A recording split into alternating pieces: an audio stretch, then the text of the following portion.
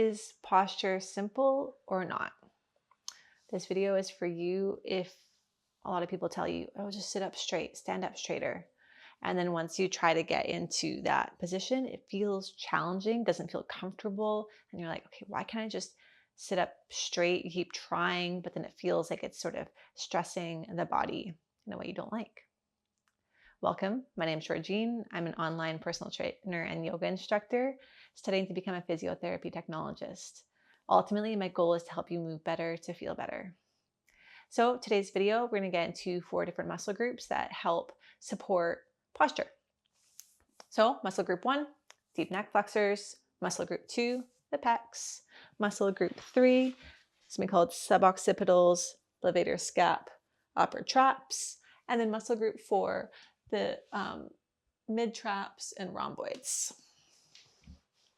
Okay, muscle group 1, deep neck flexors. So the name of it kind of tells you what they are. So we have muscles that are more superficial, so closer to the skin, and then deep, closer towards like the middle of the body. So they're a little bit further kind of in the neck, and then they flex. So they flex the neck, so chin to chest. So deep neck flexors. A way to strengthen, you can kind of do a little James Bond move. Essentially, you kind of do the finger gun, and then you can feel the sternal notch. There's a little kind of gap here. Bring your thumb there, and then pointer finger to thumb. Pointer finger to chin. From here, you're not going to try to, like if you look down, you're not going to try to use the whole neck. You're going to think about really pivoting sort of like the skull on the top of the neck.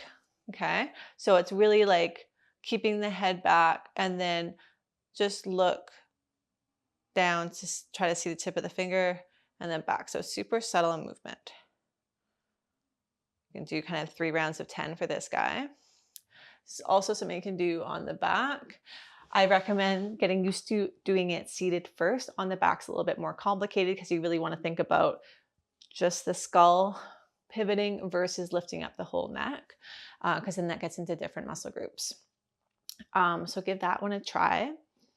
Next muscle group, the pecs. They're usually tight. Sometimes they need a little bit more stretching out, because if you think about forward head posture, shoulders forwards, the muscle goes from the chest bone out towards the arm bone. There's 2 muscles. One goes to arm bone, one comes just before it. But that matters less. It's thinking about, okay, so it spans across the chest. This is smaller. So you really want to think about bringing your forearm against a door frame, elbow comes down a bit, and then leaning forwards to really stretch out through that muscle. It even feels a little bit of a stretch here. And you can do that both sides. Usually hold 2 rounds of 30 seconds, and that works. Okay. The next muscle group, suboccipitals, base of the skull, levator scap. Levator, like elevator, lifts up the scapula, and then upper traps. So with those, they're usually tight. Suboccipitals, I find, because if the chin's forwards, those little tiny muscles have to kind of hold the head up. So it's nice to get into a little massage. I'll kind of insert a little video here.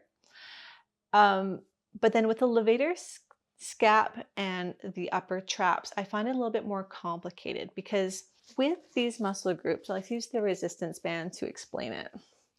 But basically, depending on where your shoulders are, this is kind of something that maybe we can go in for like a posture assessment or something, but sometimes our shoulders are a little bit lower and there's a lot of pulling. So imagine the upper traps coming, hard to see with the band, but they come from the side of the neck out to the shoulder. Now, if your shoulders are a little bit lower, the muscle is going to be kind of pulled in this sort of taut position. So it's going to feel tight, but not because you need to stretch it more, because then you're just going to stretch it out more, then it'll feel tighter. So my rule of thumb is, if you try to do kind of an upper trap stretch, like head, ear to shoulder, reaching out, do that a bunch. It still feels tight and you're feeling like, why is this not giving me relief? It's the muscle keeps on kind of getting like longer, getting that tautness. So then if you think about, okay, if I strengthen this muscle, it's going to relax. Counterintuitive, I know. It's kind of something at school I learned that felt sort of challenging to get my mind around. So I use the rule of thumb. If I try to stretch something and it doesn't feel like it's getting stretched, doesn't feel like you're relieving it, maybe this tautness is happening. So go for some strength. So strength with no weights. Arms reach out on a sort of 45-degree angle. Pull shoulders up towards the ears, hold, and then release. A few more like this. If you have access to a resistance band, you can hold the resistance band, tie it to a furniture piece that's very heavy. For me, I use my exercise bike because it's like 100 pounds. I'm not going to be moving with a resistance band. Don't use a kitchen chair. It's definitely slingshot at me, and that's less fun. So again, 3 rounds of 10. Make it feel exciting though. So you change the number more or less if you need. Okay.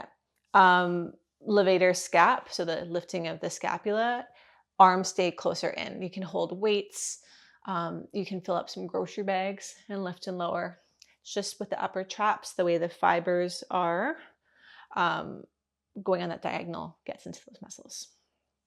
Okay, so that one's a little bit more complicated because you think something's tight, you want to stretch it, but there are exceptions. And usually for the upper traps, in my experience working with a lot of patients that have had stuff going on in the shoulder, usually strength needs to happen. Okay, and then the last one, rhomboids and mid traps. So basically these muscles tend to be weak because if you think about shoulders forwards, the pecs are tight pulling forwards. Now, if you think about where the shoulder blades are, they kind of go on that sort of semicircle. That area is sort of expanding, lengthening. And again, they're kind of pulled. So you want to get that strength to pull up. Because if you even think about pulling your shoulder blades towards each other, bring the bottom part of the shoulder blades towards each other. Have slouch forwards first, and then do that strength. That already sort of helps stack everything, makes it feel better. So those ones are ones I like to focus on a lot. Simple movement, you can do the shoulder blade squeezes. If you want to get more exciting, come to all fours, core hugs in, squeeze your shoulder blades together, press the floor away. I call them scapular push-ups. Not just me, other people call them that. More exciting still, from plank. Same idea, squeeze and release. So I hope that helps, giving you some ideas of understanding, okay, posture is not as simple as sitting up straight. That's something that I always got told when I was younger, playing the piano. I looked like Gollum crunched over, and just sitting up straight was challenging for me. So I found these little exercises, thoughts you can incorporate into your day-to-day really help. If you want to work into this more, get more nerdy about posture support, I have a 7-day series on my website, movementwithgeorgine.com. I'll link it below, and it gives you a lot of stretch and strength and a whole combination of things with like relatively short videos that you can incorporate into your day. So let me know if that helps, and I'll see you next time.